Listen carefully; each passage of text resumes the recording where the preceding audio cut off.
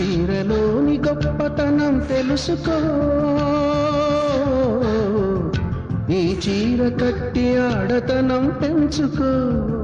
సింగారమనే దారంతో చేసింది చీర, ఆనందమనే రంగులనే అద్దింది చీర, మమకారమనే మగ్గంపై నేసింది చీర.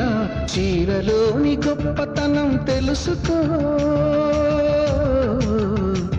ఈ చీర కట్టి ఆడతనం పెంచుకో.